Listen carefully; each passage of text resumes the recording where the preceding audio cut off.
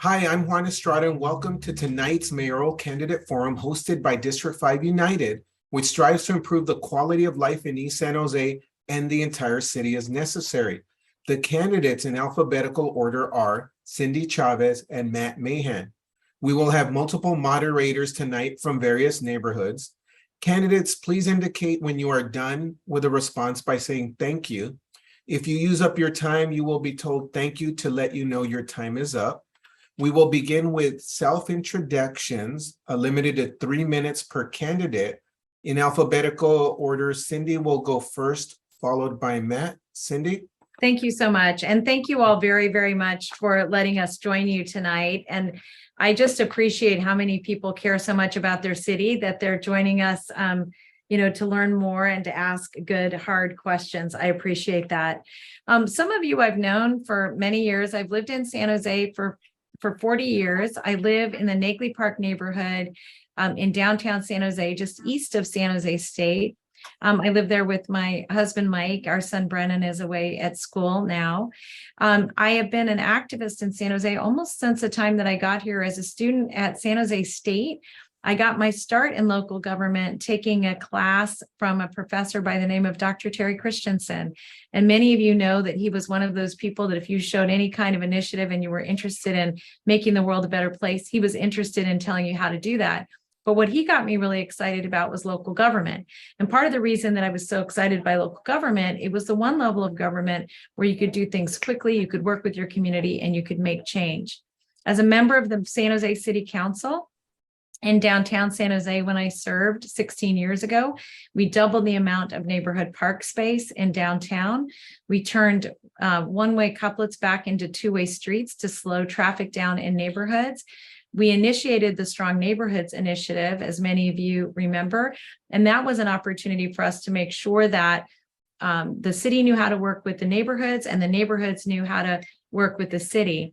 And we did many, many things that I think really improved San Jose. San Jose was the safest big city in the country when I served on the council, in part because we not only had a strong police department, but we also funded after-school programming and summer school programming and funded our libraries and our community centers, all things that made our city safer.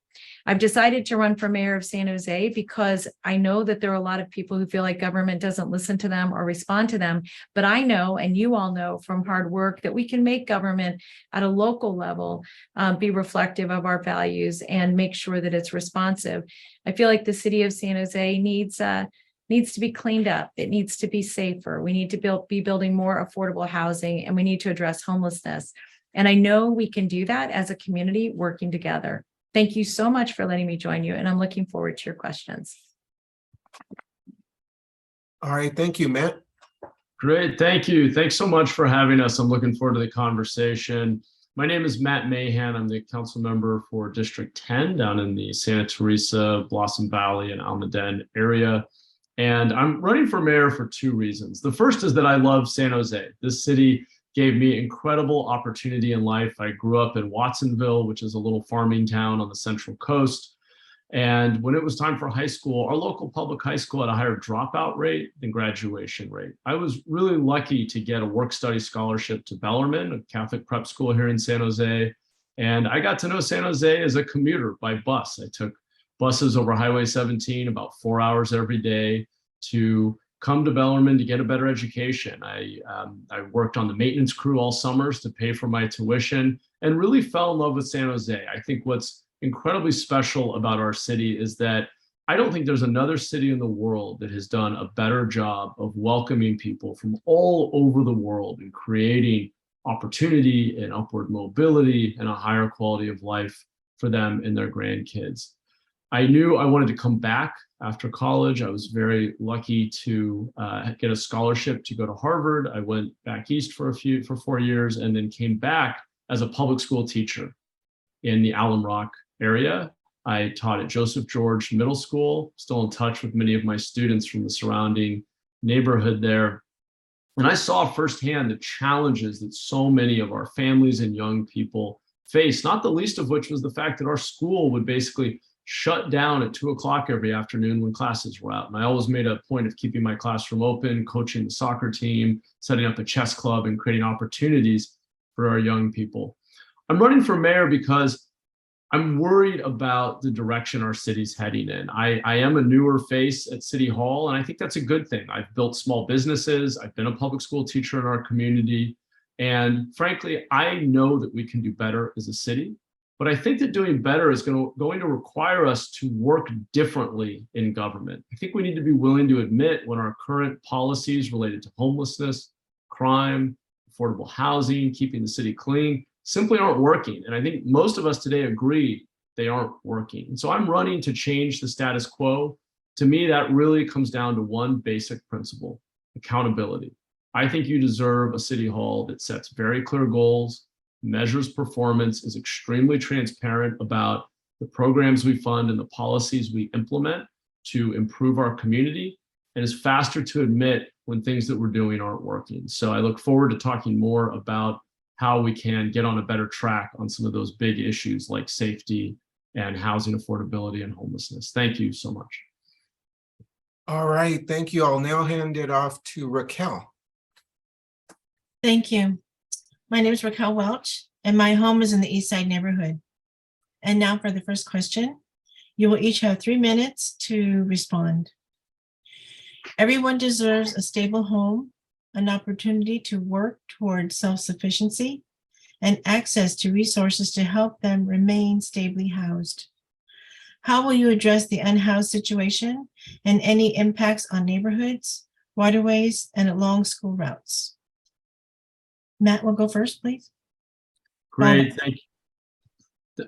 Thank you, Raquel. I appreciate the question, and it is no doubt the greatest challenge we face as a city. And what's incredibly sad is we have been spending more and more money to address this crisis, and yet the outcome has been getting worse. We have more people on the streets today than we've had before, and it's a horrible humanitarian crisis. So I think we have to start by acknowledging that our current approach is failing to scale to meet the level of the need that we see on our streets. I've been an advocate for shifting our funding priorities towards scaling up more cost-effective shelter and housing using prefabricated modular units on government-owned land so that we can provide those safe, dignified, individual dwelling units much faster and more cost-effectively. Right now, so many of our programs are trying to build brand new apartments at a cost of almost $1 million a door just to house one person. It's just not cost effective enough. I also think we have to push our county and county leaders to do a better job of expanding inpatient treatment for addiction and mental illness, where we have, frankly, a fraction of the beds that we need. And we have far too much of a revolving door at Valley Med right now, where people who are suffering from severe addiction and mental illness are brought indoors for a day or two and then put right back onto the streets, which I think is completely unacceptable.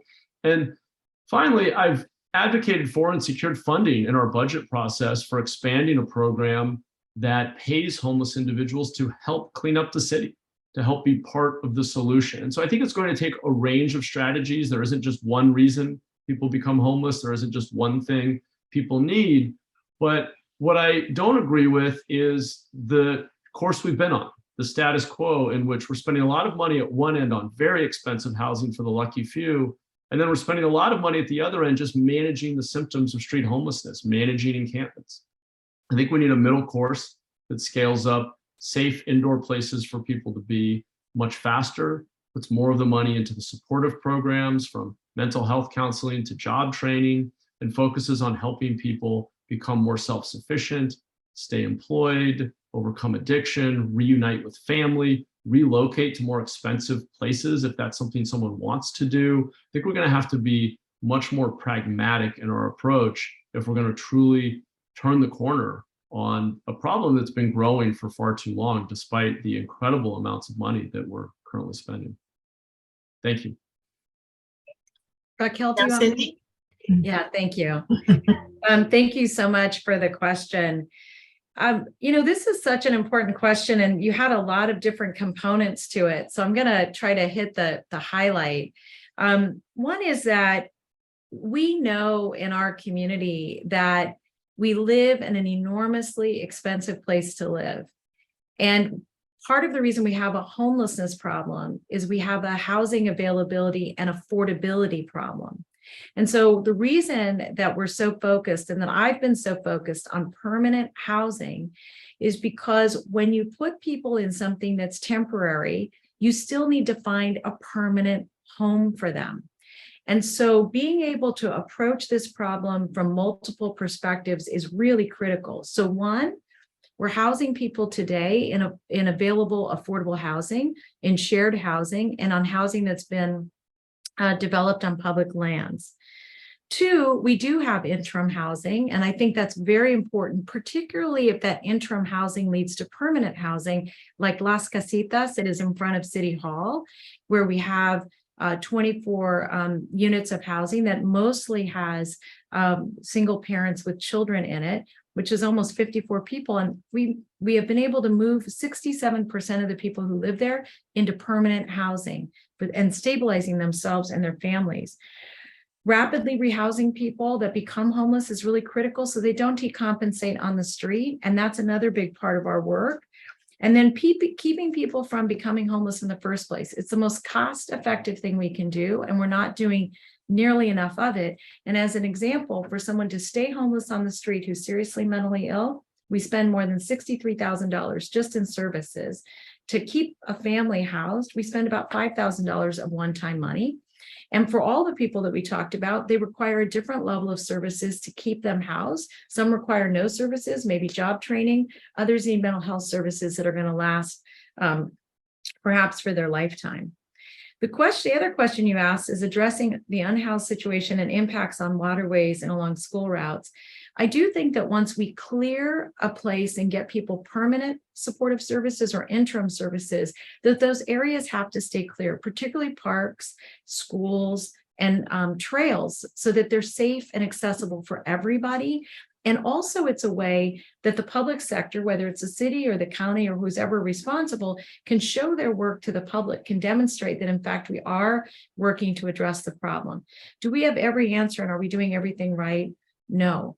Are we moving in a good direction? Yes. Are we learning while we're doing? Absolutely.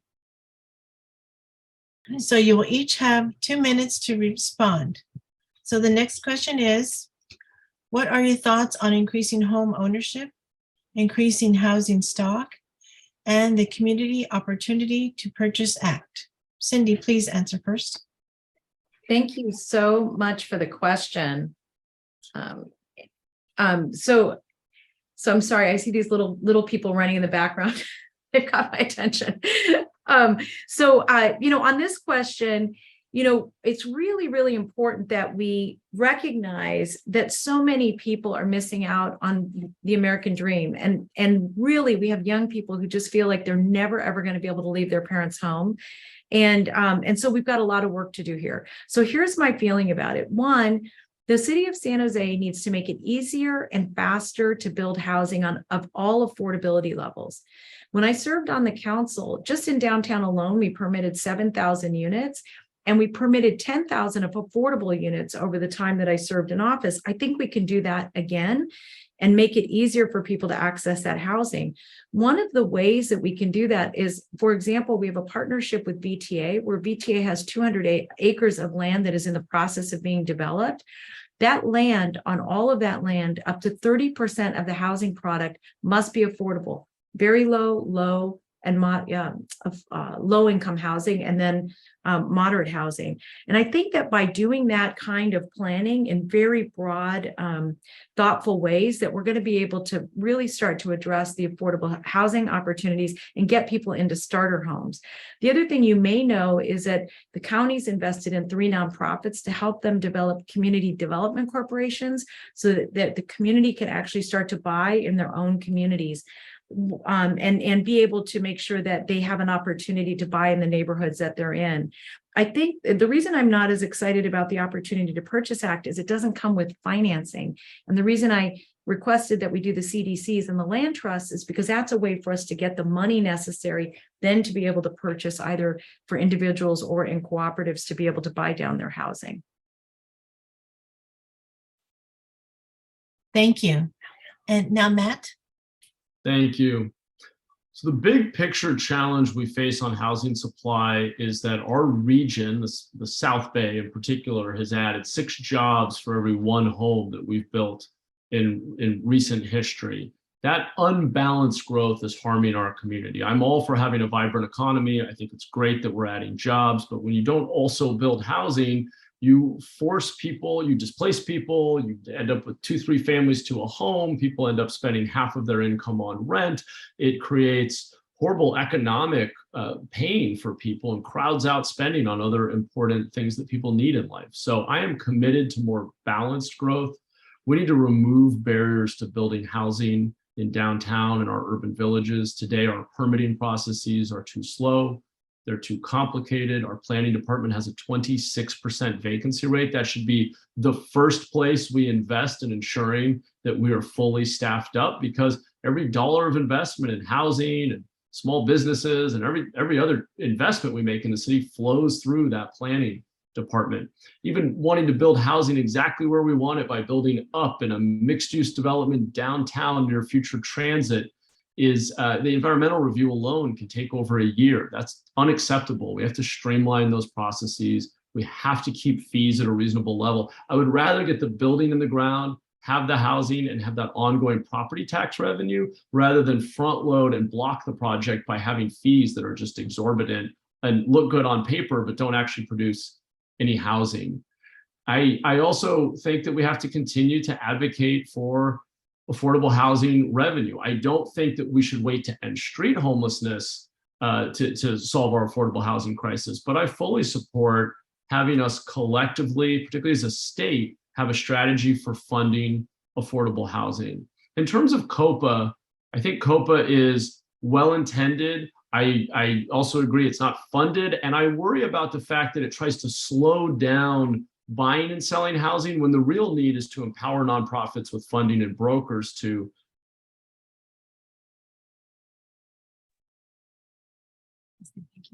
Thank consume you. at the time. All right, thank you, Matt. And now, Veronica. Hi, my name is Veronica Licon. I live here in the east side, right across from the Reid-Hillview Airport. Matt, this is for you.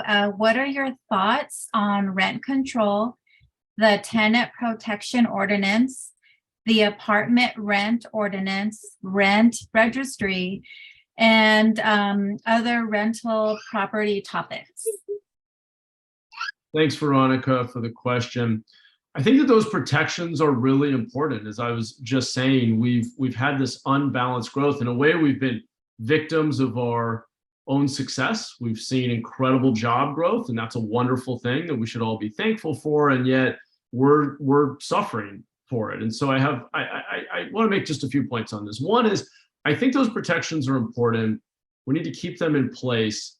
But I also think we need to provide predictability to those who are providing housing. I think we also need to acknowledge that just adding more and more rules isn't really solving the root cause of the problem, which is that we are simply not building enough housing at all levels of affordability.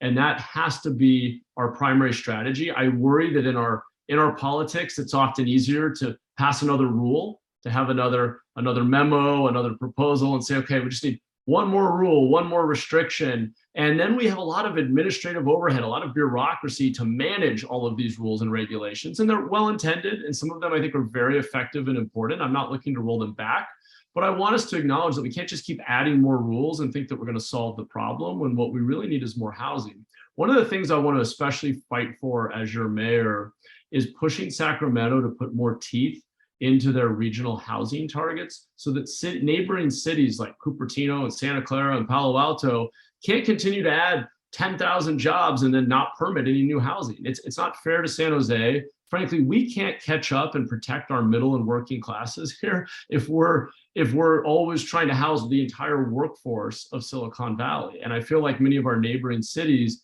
are benefiting from economic growth, but don't want to share the responsibility for building the housing, the workforce housing that we now need because of that job growth. So I really want to see more balanced growth. Thank you, Matt. Cindy?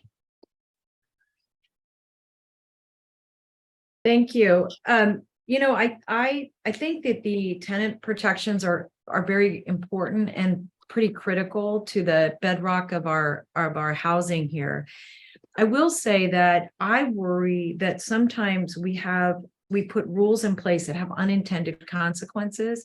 And because all of the parties, both the property owners and the tenants aren't around the table, but are being brokered, with political leaders in the middle, that we're not getting all of the results that we need. And I'd really like to see more conversation and deeper, meaningful conversation with both the property owners and the tenants. That said, I led at the county level, both pre and during COVID, to invest in legal protections for tenants and making sure that tenants had access to legal counsel, which I think is incredibly important. In addition to that, I led on making sure that we had the eviction moratoriums in place that we needed. And just as a reminder, during COVID, we had at least one study that showed that countywide, without the eviction moratoriums, so we had about 40,000 people at risk of losing their homes during COVID. So, I think it's complicated, and we want to do the very best we can to make sure that the rules we put in place are in fact protective in the long run. One other thing I'll just add, if I have a little more time here, is that I do think that building more housing is really the way to lift the oppressive costs. And what that means is that we have to prioritize construction at all affordability levels and really speed it up, because absent that, we're going to continue to have these older fights over properties that are, okay, sorry, Juan. I saw him. Oh, that was a 10-second mark. So Anyway, you get my point. Thank you. Okay, thank you. All right. Thank you, Cindy. I'll now hand it off to you, Juan. Okay, you will each have 3 minutes to respond. The next question is, what are your thoughts on the preservation and/or addition of parks, trails, open space, and natural resources within the city of San Jose, whether in incorporated or unincorporated areas? For example, there are insufficient parks in District 5. An open space area used as a park in District 4 was recently threatened. And there's an attempt to allow the repurposing of 114 acres of private recreation and open space in District 8 without a community visioning process in advance. Cindy will go first, followed by Matt. Cindy? Juan, I thought this was your question. So just to make some kind of broad observations again about parks and open space, I think that during COVID, one of the incredible experiences we had is that so many people got out and used our parks, and they explored different parks because they needed places to run their, make sure their kids could run and have fun.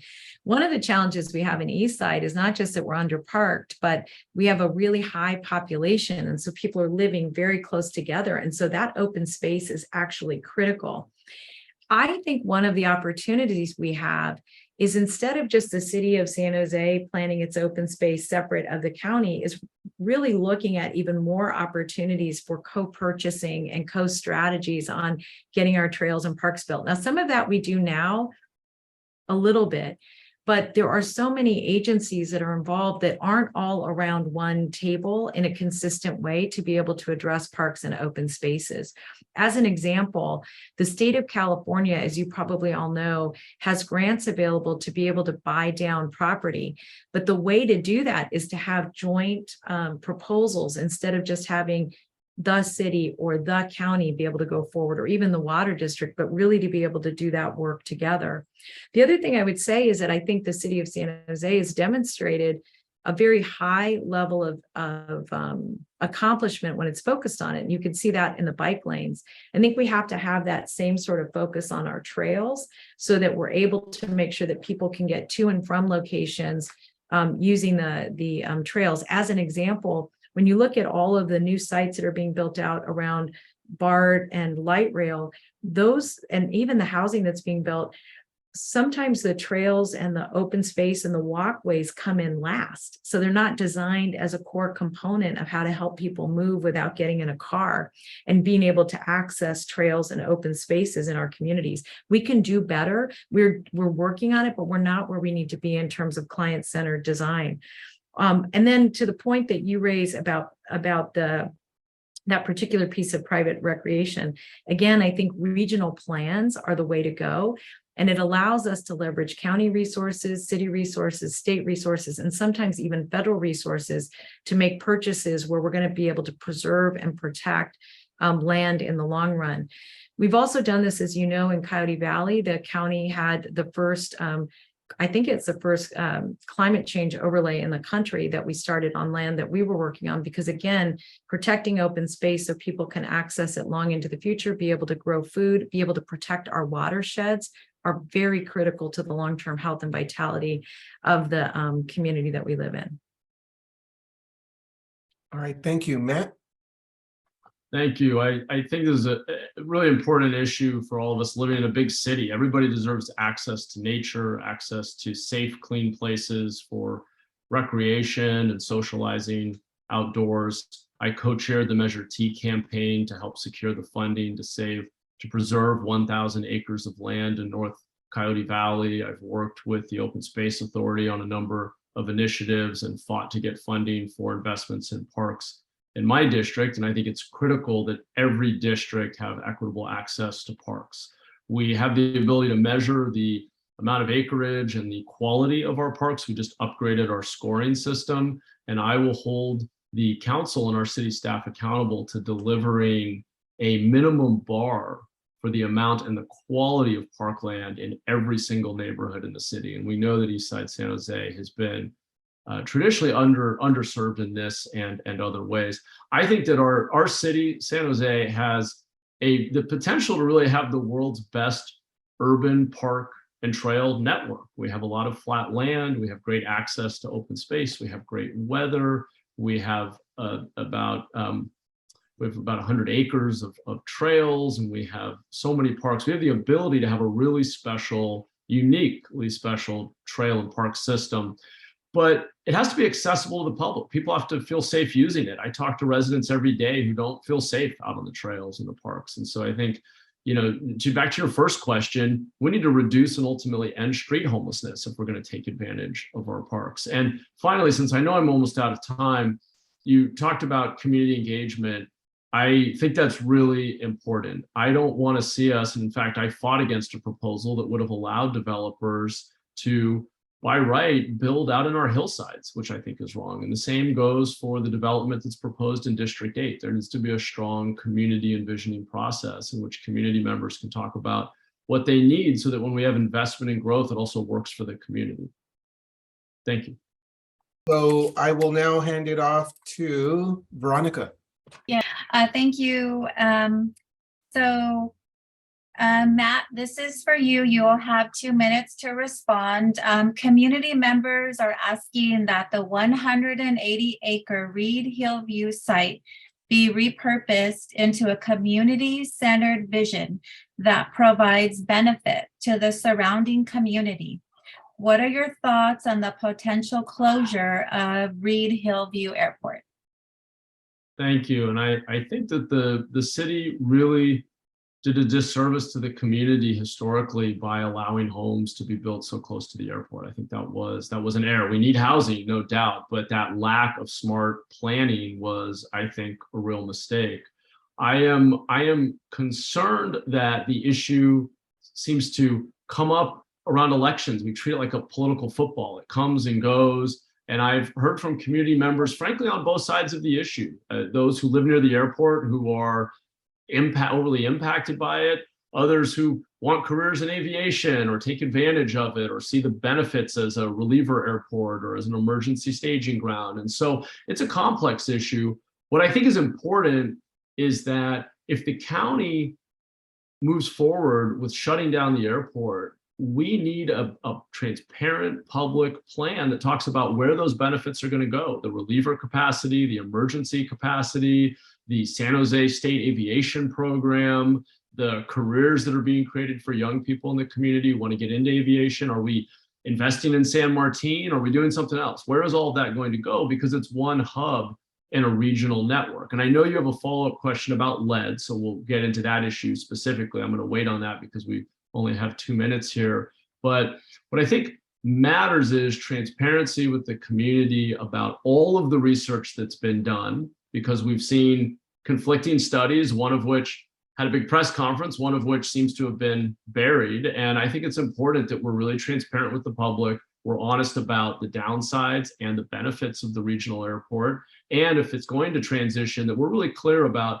where those needs and services are going to go and who's going to pay for them, because there are some very important benefits of the airport as well. Thank you, Matt. Cindy? So, Reid-Hillview Airport has multiple challenges. One is that, and we'll talk about lead in a moment. One is that we know it's causing harm to children and adults in the community. The second is it's an inconsistent land use. And for generations and decades, this inconsistency has existed. I do bristle a little bit at the comment that this is being treated as a political football and it comes up around campaigns. Congresswoman Lofgren, when she was on the Board of Supervisors, tried to close Reid-Hillview Airport in the late 80s, early 90s. Supervisor Alvarado did the same thing, and neither of those women, nor am I doing this for political reasons. I assure you that people are mad at you on all sides. There's no winning on this one from a political perspective. There is, however, a win from it's the right thing to do perspective. So let me just talk about what's happening with that property now. It requires a community design. Now, as part of a core component to that community design, it has to be protective of Eastridge Little League and open space that the community is so in need of. It needs to include space for firefighting and public safety, particularly for helicopters to be able to use that space to defend the hillsides. It's critical that the process be public and transparent. We began the process a couple of years ago, and the process will begin again. And we have a new county executive who's been assisting us, and that's David Campos, so that we can get us back on track and continue to focus on this. The latest the airport will close is in 2031. It's a huge piece of property, and it impacts what happens on Eastridge and other properties as well. And so it will be important to make sure that the process is very detailed and that we take advantage of the time that we have.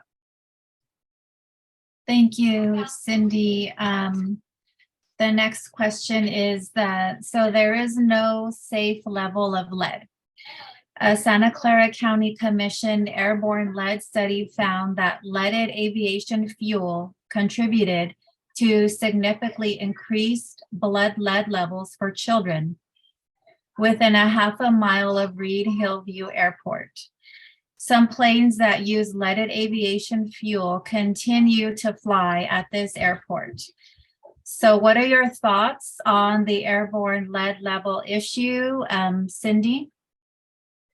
Thank you. Just as a reminder, for many of you who are listening who may not have been watching how this unfolded, when we brought the issue of the airport to the board, one of the issues that was raised by the pilots is that we did not have an independent study that looked at the impact of leaded aviation fuel at this airport, even though the EPA had done a regional and a national study, and it showed that Reid-Hillview had a very high level of lead being emitted into the air and then being ingested by children and adults in the community. So we did that study very specifically to answer that question. The second study that Mr. Mahan's referring to was a study that looked at soil. And we are going to need to look at the soil over and over again, especially as we look at what opportunities there are to reuse the land so that we can determine whether or not there are mitigations or mitigations that need to be addressed as part of the redevelopment of that property. And so my expectation is that we will have ongoing studies that look at all levels of the soil from the topsoil down as we would be looking at development. And not only for that, but we also have had aviation fluid out there for years and looking to see if there are spills or other things. As it relates to the issue about there was something else you raised. I think I'm running out. I remember. Sorry about that. As it relates to the issue of the safety of planes still flying in that are using leaded fuel, we are still fighting with the FAA. The FAA is asking us to allow for leaded fuel to be sold again. So that is a process that's ongoing, an investigation that the FAA is doing now that the county is trying to respond to. Thank you, Cindy. Matt? Thank you for the question. I think lead contamination is a very serious issue, whether it's at the airport or anywhere else in our society. It is a extremely serious contaminant. And so I think it's a good move that the airport has stopped fueling planes with leaded fuel. And I think that change should stay. I think that we need to work with the small aviation industry to phase out leaded fuel. So it's great that we're not selling it locally, but we need to go beyond that and fully complete that transition. I think that is important. I think more broadly, though, I was out meeting with the Little League the other day, and there's a lot of frustration and confusion. And I think that we need a follow-on study that is an independent study that helps us more definitively answer the question, because a lot of people are getting conflicting information and don't know what the facts are and feel like we've had two conflicting studies. So I would like to see us do a better job of helping the public understand exactly what the risk level is, and give people greater confidence, because there's a lot of frustration amongst a lot of parents who want their kids to be able to play Little League out there. And if it's too unsafe for them to play Little League, then it's probably not a place where we want to be building housing either. So I think we need to better clarify exactly what the risk level is, and bring more data to bear on the question. But in the big picture, I think there's no doubt that we do not want to be burning leaded fuel. And I think we're moving in the right direction there. And it's good that we're no longer doing that at the airport. I fully support the ban on leaded fuel at the airport. Thank you, Matt. I'm Trudy Ellerbeck, and I'm from the Mount Pleasant Neighborhood Association. The next question will allow for 2 minutes for the response. And Matt will go first. What are your thoughts on programs to support small businesses, employee-owned businesses, and/or workers? Please go ahead.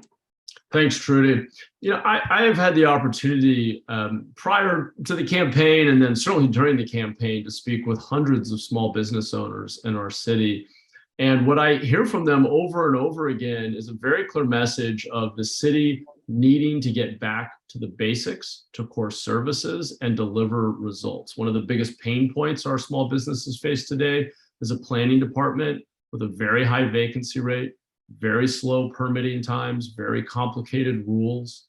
They are struggling with commercial districts that are not safe and clean enough. And so residents go to other cities to spend their consumer dollars rather than keeping those dollars here in our community, which means less sales tax revenue for the city to provide services. So we need to create a virtuous cycle in which we are investing in the basics, and in faster permitting, in better code enforcement, in foot patrols with our police department, our police officers in commercial districts, to be faster to respond to blight, so that our commercial districts are places where residents want to spend time and spend their consumer dollars. Over time, as we continue to grow, I'm a big believer in smart growth that is mixed use and near major transit corridors, which means more built-in customers for those small businesses. I've had the privilege of living in cities like San Francisco and DC and Boston, where you can actually walk to many of the things that you need. And so whether it's the laundromat or the coffee shop or the grocery store or the church or school or whatever it is, in many neighborhoods, it's walkable. We don't have enough of those neighborhoods in our city. And I think in the long run, small business will thrive when their consumer base is a short walk away. But I really think it starts with the city being clear about core services like permitting, public safety, cleanliness, and delivering those outcomes. Thank you, Matt. Cindy, you're up for 2 minutes.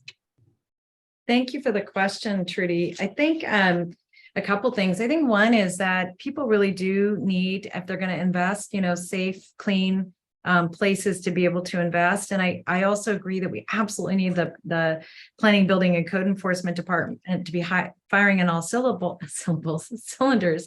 And what's going to be really important about that is making sure that we're moving quickly enough to support those small businesses, because they don't have the resources for attorneys or lobbyists. They just need someone to pay attention to them that's going to get them across the finish line. I think it's really exciting to look at employee-owned businesses. I know that we have leaders in our community who've been really activists around making it easier for cooperatives to be established. And I think that's very exciting as an opportunity for ownership and being able to build wealth. And also, we've got some statewide initiatives that allow for some home-based businesses that the county's working very closely with community activists on to make sure that we're providing the permits they need, particularly the environmental permits for food in those small businesses. So I think all of that is very, very exciting. I think one area that I would really like to see the city expand is helping businesses understand the process to start a business and making it easily accessible, because right now to find the resources you need, you have to go to a lot of different places. And I'd like the city to be a hub, a one-stop shop for businesses, particularly small businesses, so that they have an opportunity not only to be established in the community, but also to apply for jobs with the city or the county. Each of us bid out thousands and thousands, hundreds of thousands of dollars a year, and that could be going to locally owned businesses and businesses in our own community. Thank you, Cindy. The next question allows for a 3-minute response, and Cindy will go first. Please share what your top 3 to 5 ways to address the climate crisis. Cindy?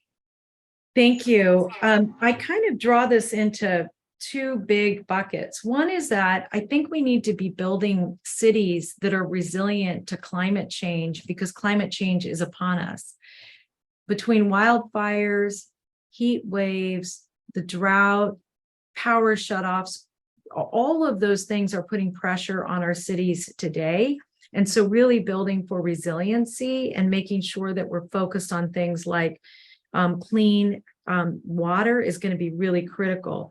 Diving into recycling, water purification, and the protection of watersheds is going to be critical.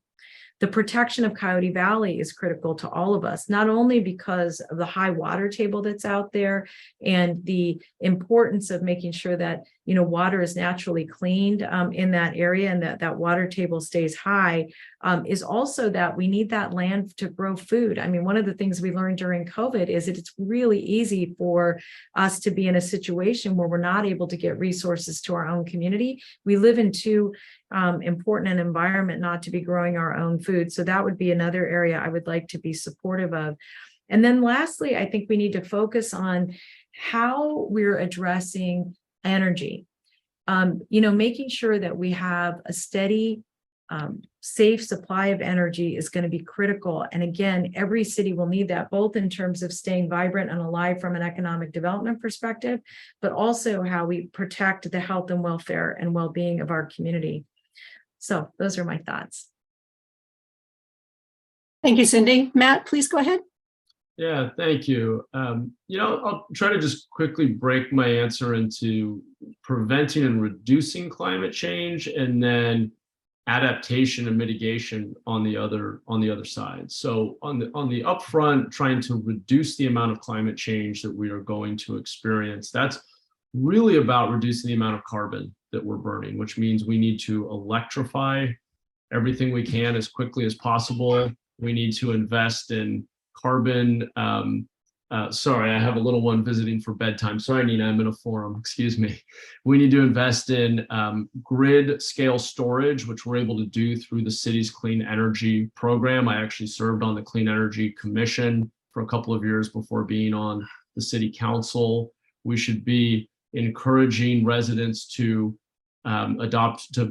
install solar panels and buy EVs, and we can do that through our clean energy program. We're going to have to make a transition to a cleaner grid, but we can't do it with just solar and wind. We need storage solutions. That's going to be the key. In terms of mitigation and adaptation, we need to be investing in levees to address sea level rise, flood protection. We absolutely need to expand our water recycling programs and purple pipe network.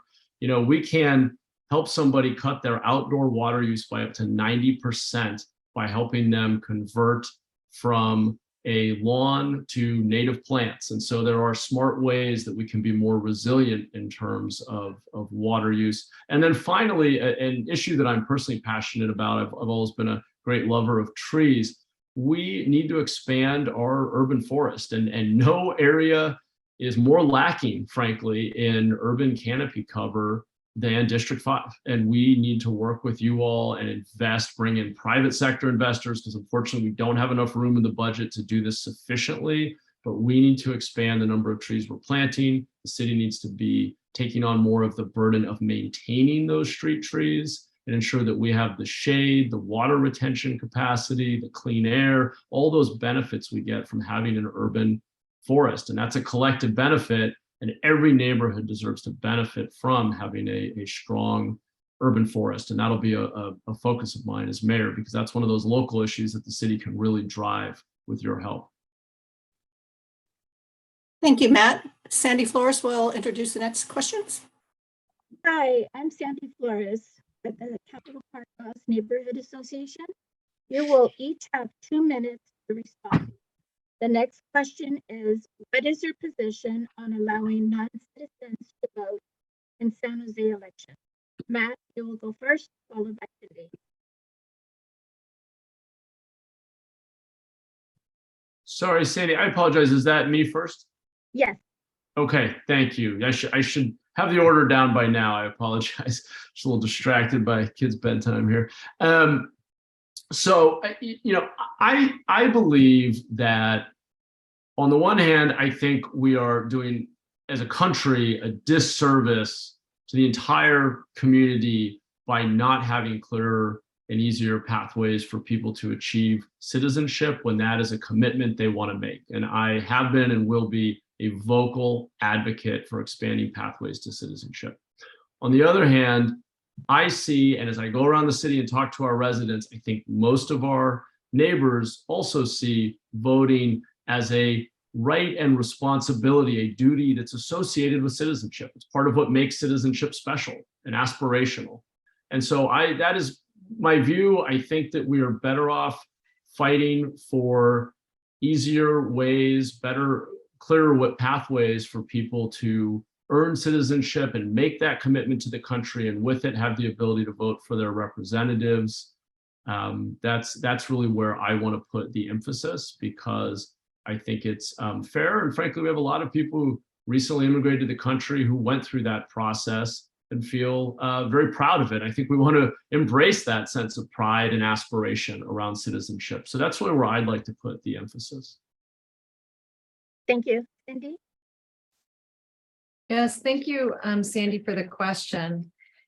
I am, you know, I don't support voting for non-citizens. And I think that one of the challenges we have is that we've been talking for generations really about immigration reform, and people are so frustrated that they don't want to wait till that fix happens. And I absolutely understand that. We have people who've been in our community for generations paying taxes and who have tried to get into the line for immigration. And I think one of the challenges is that people don't know, depending on the country you come from or the time you come from, the rules are different for you than they are if you come from, you know, different countries over different time periods. And so I know it's a significant frustration.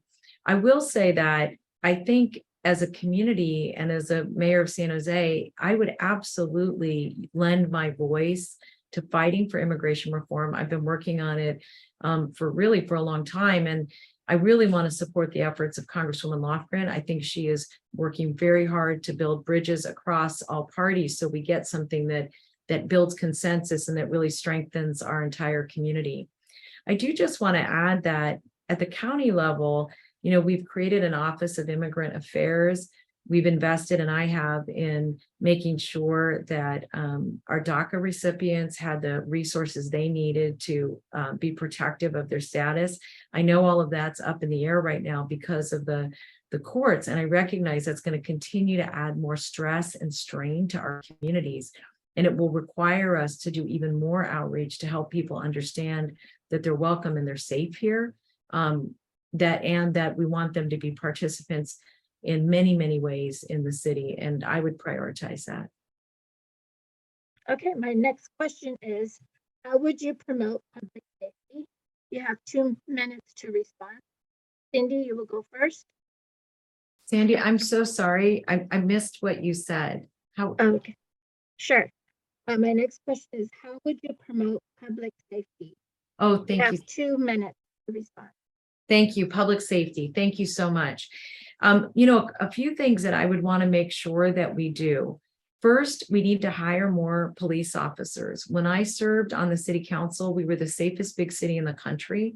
We had 201 more officers then than we do today, and we have 100,000 more people. So one is we need to absolutely continue to hire officers and hold them to being the best and the brightest, and having a real dedication to the service of our community. The second, though, that I think we need to focus on is really making sure we have enough activities for young people, especially after school, when they have an opportunity to take classes and do music or gardening or other things, or be prepared just for the next day, making sure we have activities in the summer, and that our community centers and our libraries are open. And in particular, we need activities for teenagers. We sort of forget about them once that we don't think they need childcare, but playing baseball over the summer or soccer or doing other activities is going to be beneficial for them and beneficial for our community. The other thing I think we need to focus on is making sure that we aren't using the police for every 911 call. And that includes making sure that the new trust team that we've just launched at the county, that's a peer support and can have counselors for people who are in mental health distress but may not need a police response, that we get the right people responding. It will allow the police officers to respond to more critical calls for service, and allow those folks that are in mental health distress to get the services and attention that they need. With the launching of 988, which is really our suicide crisis hotline, but you can call it for other kinds of mental health issues too. We're using that as a new foundation so that people have an option. Instead of just dialing 311 or 911, they can dial 988 to get people the services that they need. Thank you, Cindy. Matt? Thank you. So I want to just talk for a minute about prevention, enforcement, and then the rehabilitation and consequences on the other side of enforcement. And so in the prevention bucket, I think there's no doubt that the city, with our libraries, our community centers, our parks, has a very important role to play in filling in all the gaps around the school system. So after school and summers, and helping to promote childcare programs. And so we need to make sure that every young person in our community has a safe environment in which to learn and grow. I also think an under-discussed part of prevention is intervening earlier and more appropriately around substance abuse and mental illness. And I really don't think we're doing nearly enough in our community. We have a real lack of inpatient treatment facilities, and we don't do enough to compel people to get care when they are severely suffering from behavioral health disorders. On enforcement, we need more police officers. We are not responding to 911 calls quickly or effectively enough. We have a fraction of the officers that most other cities have. We have 11 per 10,000 residents. Most cities have 20 to 40.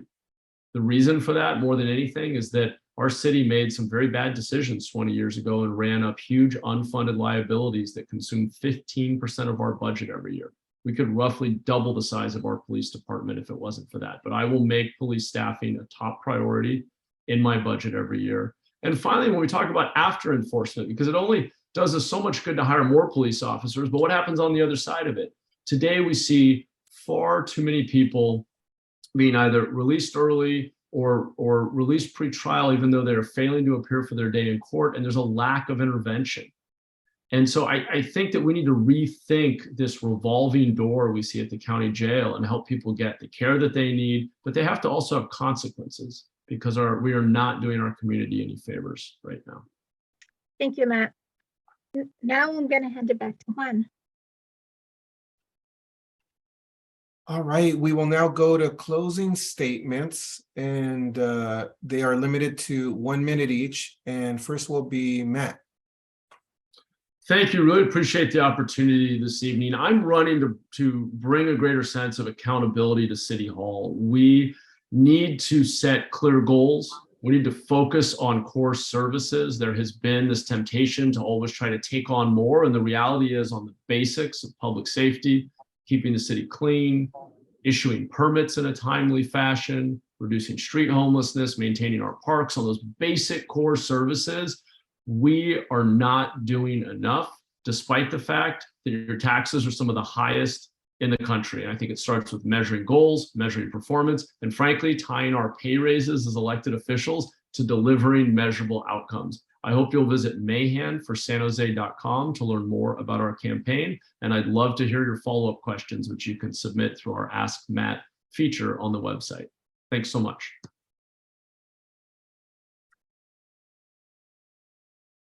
All right, thank you, Cindy. Thank you. And thank you, D5 United, for bringing us all together. Appreciated the evening and the thoughtful questions. And frankly, even the time to respond to those questions was really appreciated. We usually get 1 minute for even the hard questions. So thank you for that. You know, I'm running for mayor of San Jose because I believe San Jose can be safer, cleaner, that we can build more affordable housing, and we can address homelessness as a community. I saw the incredible work we were able to do when we fought back on COVID-19. And that work was really critical because what it allowed us to do was put aside our egos and focus on the outcomes that we most wanted, bringing people together. We saved thousands and thousands of lives, and all of us really worked very closely together, including a number of the leaders that are on this call today. I know that working together, we can make the kind of city that we're all going to continue to be so proud of and be in love with. And I know we can do that working together. I would be honored to have your support.